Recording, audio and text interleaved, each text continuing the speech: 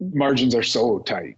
And if you look at, cost of materials, especially in the last couple of years with the pandemic, you've got to be looking at where you can really sharpen your pencil. And I think that, creating some efficiencies around that sales process is one thing that we'll start to see more and more of.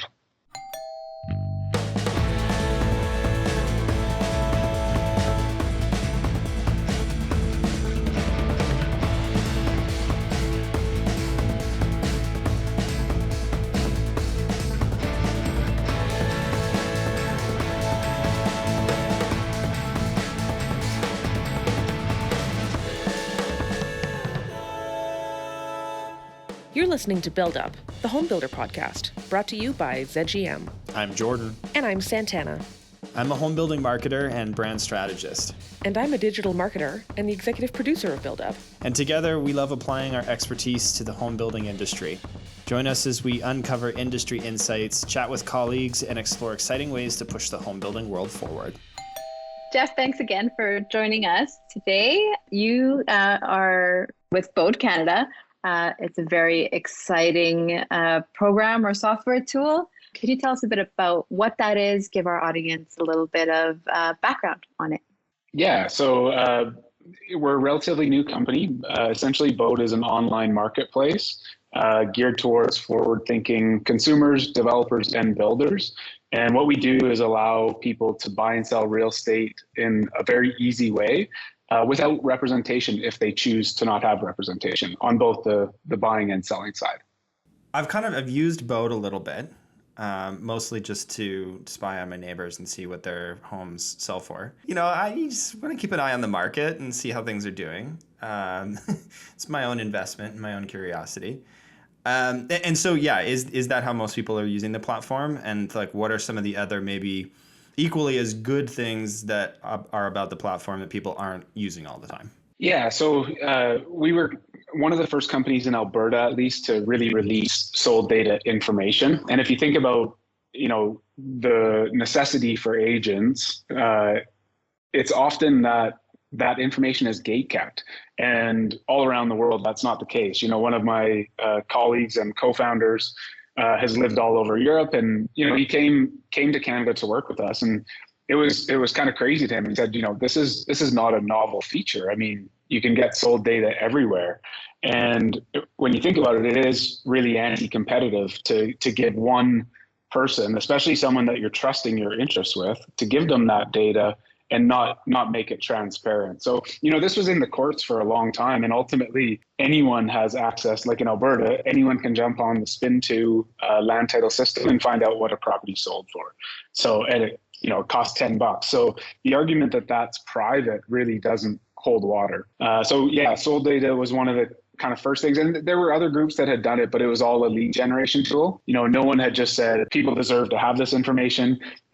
With as little as just an email address, you can access it. And in Alberta, 10 years of sold history. So if a property has transacted several times, you can access that. And I'm really proud of what we've done to date, but we're kind of just scratching the surface in terms of that market and sold data transparency.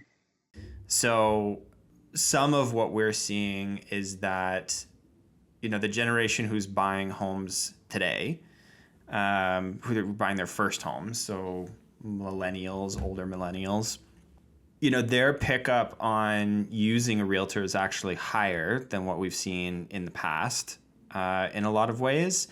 And I think, that has a lot to do with, the lifestyle of a millennial and what's important to them. But your thoughts on the millennial buyer and their use of a realtor and the value from that, I think. Yeah, so let's touch on that first one about their use of agents.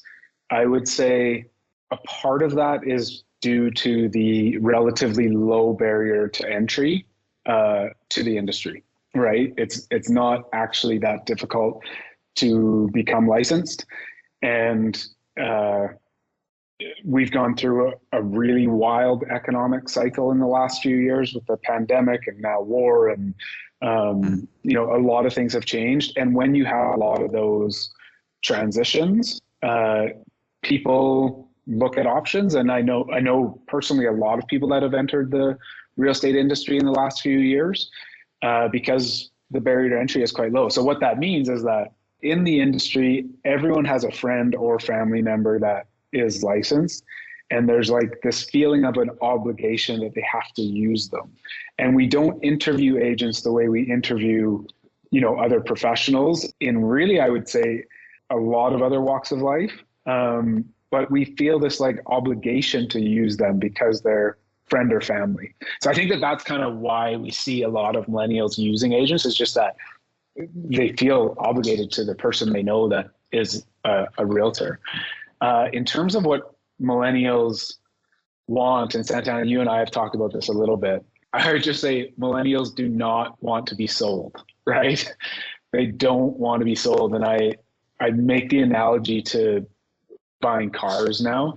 And, I can so easily jump online and say, build my Ford F-150. And I know that's the direction we're going with home builders, I think, and I know there's a lot of people working on this, where, if you choose your XLT or your King Ranch or your Raptor, that's your base model. Picture that, your bungalow, your 2-story, your 3-story, and then you get in and you say, okay, these walnut cabinets are nice, but I'd like them to be full height.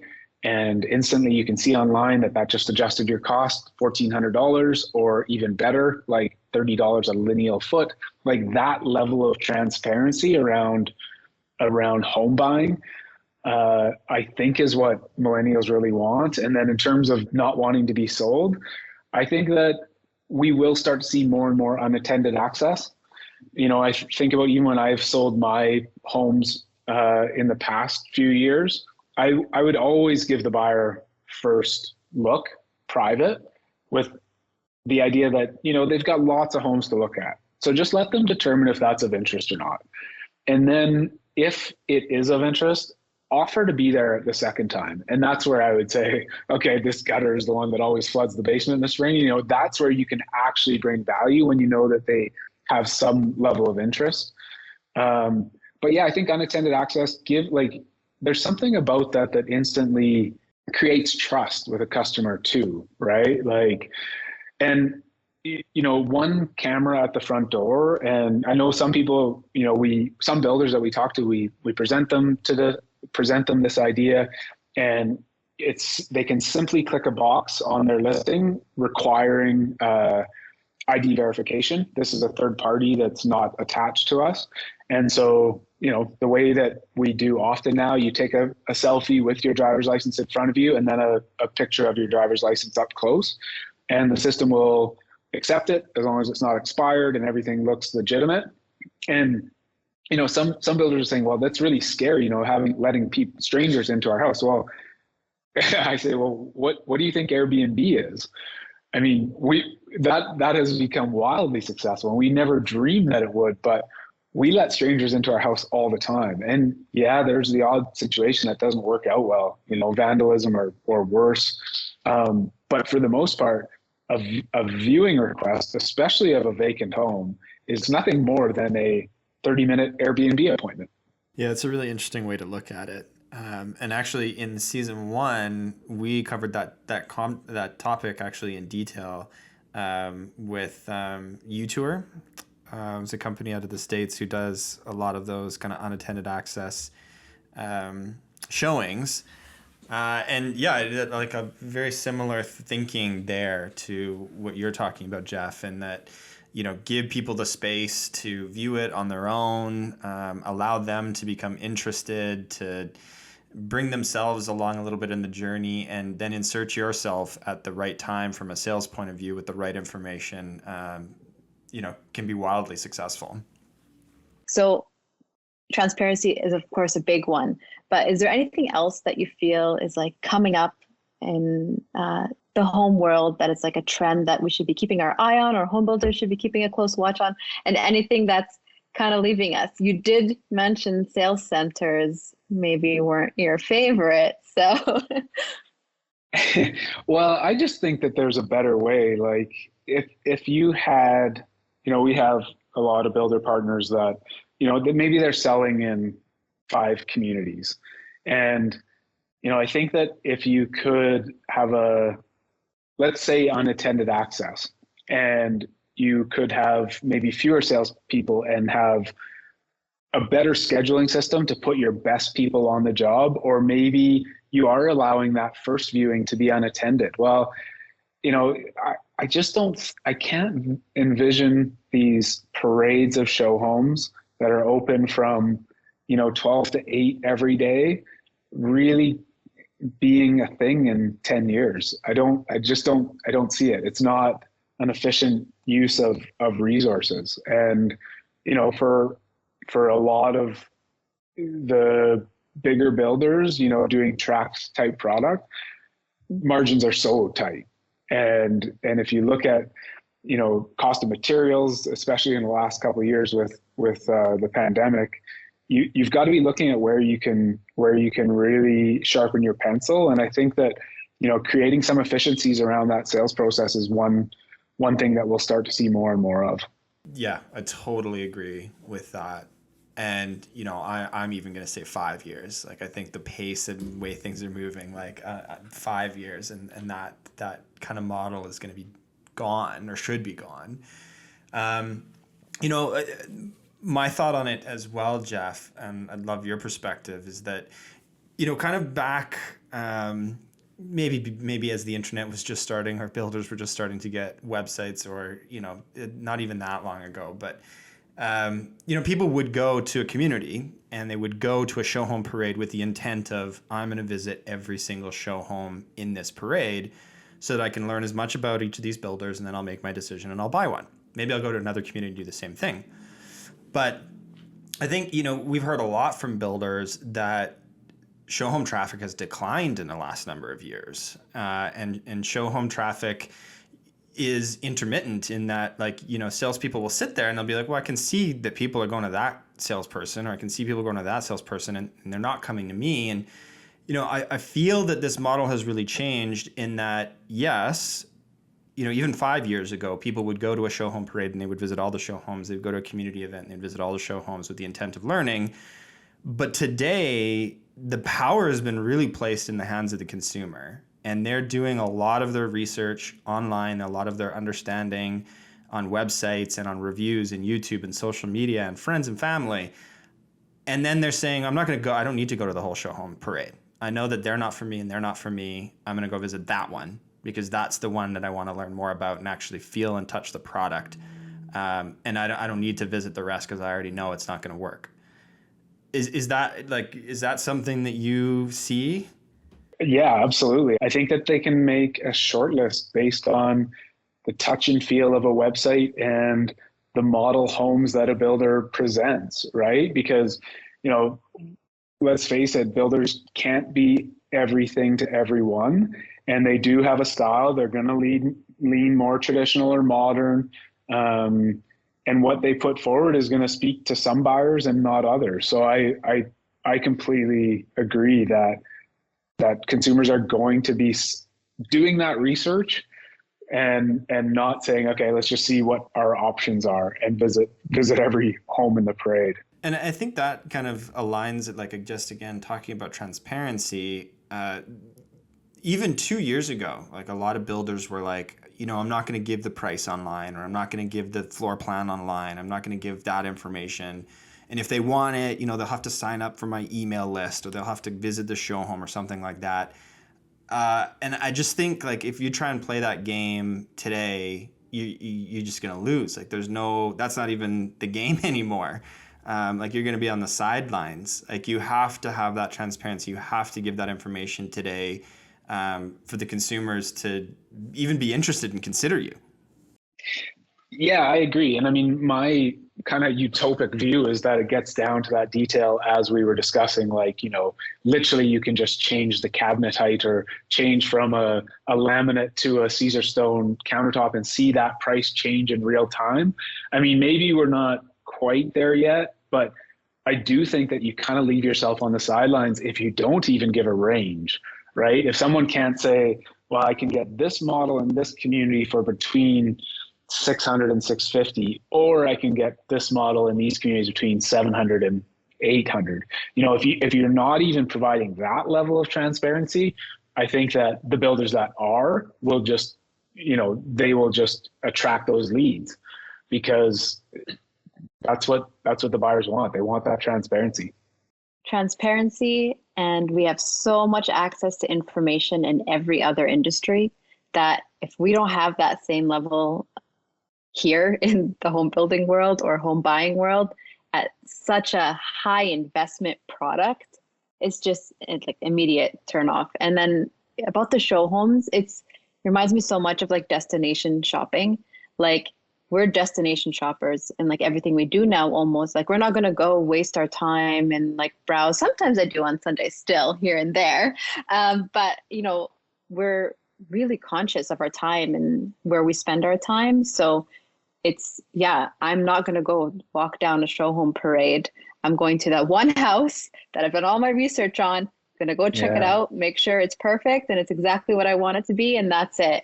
Maybe if I have a few more minutes left over, I'll check out the one next door, but likely not. And I think it's just that big shift in consumer behavior of, destination shopping and doing everything we can online for efficiency and then just locking it in the end. So you raise such a good point. Like, I'm just thinking I'd love to see some data around shopping malls and demographics.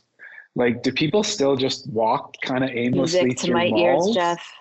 Let me tell you, this is the stuff that gets me excited. This. I probably did it a little bit like 10 years ago, but the last time I went to a mall where I didn't have a specific store in mind with a specific product in mind that I probably already have in my shopping cart at home, and I just want to go see if the size is right. Like, I don't know. I see a total shift in that as well. There is a big shift, and it's shifting towards experiential retail. So it's not just you go in for a product. Sometimes, if you're in a pinch, like you will. But for overall trends, it's more you've done the research and it's like a specific thing you're going in to grab. You're not lingering. But retailers have shifted kind of their strategy to provide more of an experience to get people to stay and want to come in for exclusiveness. So I think there's a lot you could learn from the retail world that could transfer over into home building, but it's just that general consumer behavior of like, I'm not coming just for no reason. You got to be giving me something special, or I've done all my research ahead of time and I'm coming in for that specific thing. I'm not wasting my time, because our time is so valuable, especially like millennials, and just how, Jordan, what is the thing? What are we called? Errand fatigue. We have so much errand fatigue for millennials and, Gen Z as well. Their time is so valuable that they just don't want to waste it. Yeah, I'm just thinking of the last time I was at a shop mall. I mean, what's the most jammed store at our biggest shopping center, right? It's the Apple store. and Tesla has kind of taken that same model. Like, could you imagine that someone proposing to GM and Ford, yeah, we're actually not going to have dealerships. We're just going to have little, mall kiosks, and we're going to become a car company that's worth more than GM and Ford. Like, I mean, that would have just sounded so absurd, but, people go in and they experience, without driving, they actually experience what is Tesla. And it's so much more, they consider themselves a tech company. And yeah, that's such an experiential example, I guess, of what you're describing. We keep calling it transparency, but we're also dancing around a really interesting opportunity, which is educational sales and marketing. Like, your demographic is already looking for you. They want to do the research on their own. And what a fabulous opportunity to educate them and delight them, because you know that they're going to look at you. So the marketing aspect, and you actually made an interesting point, Jordan and Jeff, at the beginning of this conversation, where Jordan joked about, only using Bōde to creep on his neighbors. But I imagine that piece of that educational tool for you, Jeff, is probably one of your biggest lead generators for the app. Would I be correct in that? Yeah, absolutely. I mean, we lean heavy on transparency. We try to also not just be about the transaction. And this was something that when I talk to agents, if you want to be successful, you can't, if home sellers only sell every, this is of course focused on the resale market, but if they only sell every 5 to 7 years, If you're trying to get them right before they sell, that's a really expensive and really competitive market. So how are you going to provide value to them throughout the other 7 years where they actually aren't thinking of selling? Well, when they call you, you better have a good plumber and a good electrician and be able to provide those contacts. So we try to do that at Bōde as well. We have something called the Pro Marketplace. So peer-reviewed, curated group of professionals where you can just come to us and say, I need a lawyer in this city. Well, we've got that for you. And you know that it's already, been curated. So yeah, we really want to earn trust so that, and we want to be more than just a transaction tool. If we re-envision the home selling in a resale market, I should be able to have a repository about my home, and it should have all my tax assessments, all my HVAC receipts, maintenance records, everything about my home, all the work that I've done should just be in a repository. And when I sell it to you, Santana, I can just check boxes and say, okay, this is all the stuff I want to transfer to the new owner. And now the new owner has this account and the home is now in their account. Well, we've provided so much value that when you do consider selling, it would just be the obvious choice to click a button and say, make this listing available. Not even list it, but simply make it available. And, we're working on a lot of other things that will just provide value outside of the transaction. I think sometimes a lot of brands get a little nervous about if they give away too much milk, nobody will buy the cow. And I'm curious to hear from you if you have any idea of this, how much new business you do get through a lot of the free tools that you offer, or a lot of those like ungated, transparent resources like the home value price in the neighborhood, like the pro listings, all that kind of stuff. It's been a big part of our early success, I think, is just that transparency and every decision we make is customer centric. The profit is always an afterthought, I would say. It's always, as a customer, what would we want this to look like? Of course, the other big driver of our early growth has been builder partners as well. And with builder partners, I think that if we were to be on a podcast and debating whether or not we need real estate agents, I think that two things. One, if someone wanted to debate that an agent should be involved, I think we'd have a pretty healthy argument about, the merits of both sides. This idea that you need two, the seller needs one and the buyer needs one, like North America is one of the only places where that's a thing. Like most of Europe, I've spent a bunch of time in Australia, and I remember that was when I first realized it. I was in Australia and I walked into an open house and I got to talking to the gentleman and realized that there's no buy-side agents in most of these countries. Buyers just work directly with a list agent who is, needs to act ethically and honestly, but this notion that you need two is, I think, kind of a thing of the past, at least in North America. And then the builders, what they would tell us is that, we absolutely need realtors to sell homes in the resale market, because in order for consumers to buy our new homes, they have to be able to sell their old ones. But the value of an agent showing up and signing a builder registration form, and I don't mean to be offside on this, Tom, but really dropping off a consumer to then deal with their salespeople and expect to earn a $10,000 to $15,000 commission for that drop off. I mean, there's a real disconnect between commissions paid and services rendered. Jeff, what's the power? Explain to our kind of home builder marketing audience. What's the power of Bōde for a home builder? So the way we operate is defined by the Canadian Real Estate Association as a mere posting provider. So we post listings and we don't get in the middle. So all the leads, whether they come through our website, our ads, so we generate advertisements for every single listing that we have, and those go on Google partner sites and Facebook and Instagram, and every single one of those ads drives a buyer, whether they have representation or not, to a listing page where it's not me, it's the actual builder salesperson. So it's their contact information, and they deal directly with those leads. The only place it's me is due to licensing is on realtor.ca. It will look like it's my listing, but in every other regard, that listing is owned by our builder sales team. Yeah, that's really interesting. So in essence, it's another kind of marketing tool and advertising tool resource for builder listings.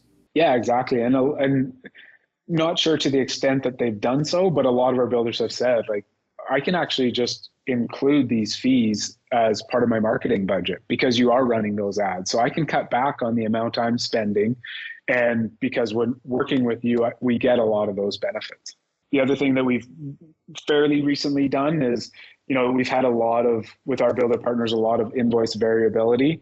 And so we've gone to a very competitive kind of flat rate across the provinces that we're operating in. So currently all of Alberta, most all of mainland BC, and very soon in Ontario. And what that does is just allow builders to, prepare their budgets more accurately and not be worried about, higher price listings costing a lot more. And we do have some builders and developers who will actually be looking at a subscription program.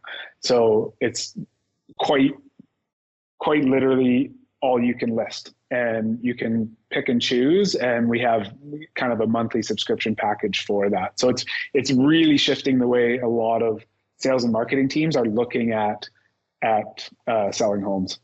Yeah, that's really interesting. And I love that as a model. What is there additional information and transparency, to use the word of this episode, offered through looking at a listing on Bōde versus looking at a listing on MLS?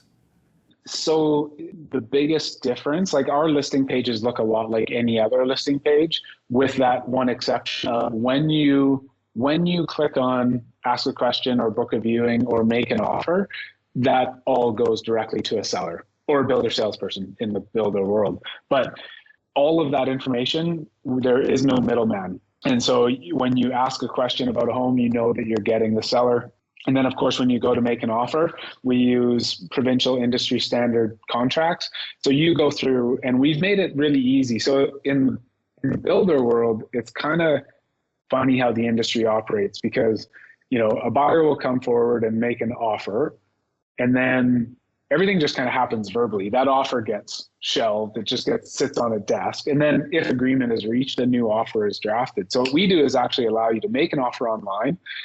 We step by step, really easy, price, possession, conditions, included goods. And then we allow that negotiation to take place. And then if and only if agreement is reached, then we populate the contract, rather than wasting all this time up front with populating a contract that may or may not come together. So that negotiating process is really slick, because most times, again, in the builder world or the consumer world, the negotiations really come down to price. Like, most times possession is agreeable. Most times the included unattached goods, like the appliances, those are agreeable. And it's really just coming back on price. So as a seller, you receive an offer and you go through and you check, yes, this is acceptable, and this is not. And as the buyer, you get a counter offer. Everything's been agreed to, but that one thing, which is often price, has a red line through it. And now you're just negotiating on that one term. You reach agreement and you're off to the races. It's a very quick DocuSign signing experience. And then we support buyers and sellers through the due diligence kind of conditional period as well, all the way to keys. It's super efficient. Yeah. And less scary of a process. I took a look when I was on the Bōde site, and that was something that stood out for me, was that it just didn't feel as heavy as the process in your steps, when really, I think that's where a lot of people do look for an agent professional, because I don't want to look at that. I don't want to deal with all those steps. And then you have it presented so nicely and concisely. Yeah, thanks. There's a lot going on behind the scenes, and we try to just present exactly what is kind of what you need to know. Do we want to leave Jeff's email address so all the realtors can send their complaints, or will that go to us? Or should I put a trigger warning on this episode? Yeah. You know what? They never email. It's always social. It's always social where the backlash happens. No one ever really wants to put an email in writing. So it's okay. I'm pretty, I think I'm getting relatively immune to it at this point. It's been a few years, so. That's good. Yeah, and I think what we'll have to do as well, and we've talked about this before, I think we'll have to have a realtor on the show, to give the realtor perspective. But also, Jeff, you made the point early on. This isn't an attack on realtors. Like, there are good realtors, and there are realtors who provide real value and who really bring an important piece to the home buying process. But there are also a lot of realtors who are out there and they do the bare minimum and they get paid a lot for it. And it's about disrupting the system. It's not about attacking any one individual or any one approach to it. And that's our industry too. So many snake oil sellers in every industry, like in marketing. We get compared to somebody's nephew who took one InDesign course and now can build them their website for how much cheaper. And it's like, man, you're really comparing apples to oranges here. So you can't. Every industry has those people, right? Yeah, Totally. It's the evolution. It is. We never set out to say we need to crush this industry. What we set out was this, and people's frustration is this industry hasn't evolved. And I argue it's actually evolved a ton, but all of that evolution has been to benefit the agent. All of that technology, all of that spending, all of that innovation has benefited the agent. And what we're doing is saying, we are going to go out and innovate and provide a product that is actually to the benefit of the consumer, because they've been neglected for so long. And I think a lot of them are quite fed up with it. Yes. We know too much.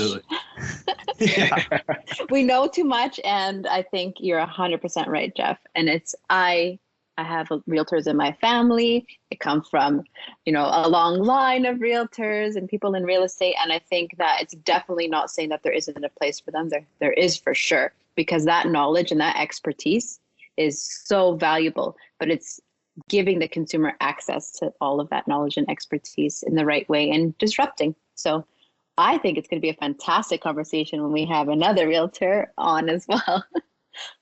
Absolutely. And, this is all about putting the control back and the power back in the consumer's hands, because, Jeff, like you said, the industry's changed a lot, but it's all changed to the benefit of the agent. And I think there's actually so many things happening in the world right now, and I think consumers are waking up to the fact that they want the power back and they want the transparency, they want the information. So, season one on Build Up, my word was convenience. But the word for this season might be transparency. Yeah, I hope so. Well, that's awesome. This has been a great conversation, Jeff. And I thank you so much for coming on the show and sharing your expertise with us and sharing the Bōde product as well. Because I think, transparency is the word for season 2. Then I think there's a real place and space for Bōde as a product with the consumer. And within the new home buying industry and the new home construction industry as well. Fully agree. I really appreciate you all having me on. Thanks, Jeff. That was such a great conversation with Jeff about realtors and selling and all of those good things. So I'm excited to get into our key takeaways. I am going to head it off and say that my big takeaway from this episode, probably selfishly because I am a content and inbound marketer, is the importance of educating your buyer. Education is a form of marketing. It is a form of sales, and it is probably one of the most authentic and well-received ways of doing it. People seek out information. It doesn't feel intrusive to them. So my key takeaway here is education is marketing and sales. I loved that part of the conversation with Jeff, and I think that's so true and so real, especially of that millennial home buyer and that Gen Z home buyer. They are they want the information. Give them the information. And I think that's so important. And that will help me transition into my key takeaway, which, I'm going to go all in on transparency. Let's go all in on transparency. I think that just goes hand in hand. It's so true. The idea that there are certain, smaller home builders, custom home builders who do a couple houses a year, which, obviously it's a bit harder for them, but I go to their website and there's just nothing there. And I'm just like, okay, like, what do you think is going to happen here? Like, I'm not going to call you for this information. Like, that just it seems wild. Maybe that's just me, but like, you really have to give the information. Like, you've got to give the content to help people understand, to educate them, to help them make a decision. Because if you think the decision is being made, after they've talked to you and after they've visited you and done everything about you, like, it's not. Like, so much of the decision is being made before they meet you. And so you've got to give them the information to help make that decision. How do you build brand trust? It's through transparency. It's through education. All of that. That's your transparency, education. There's your 1-2 brand punch. Amazing. This has been Build Up, a ZGM podcast. If you enjoyed this episode, please rate and subscribe on your favorite listening app. Thanks to Shelby, our editor, Santana, our executive producer, Scott for our original music, and you for listening along. Be sure to follow us on your favorite social platform at Build Up Podcast.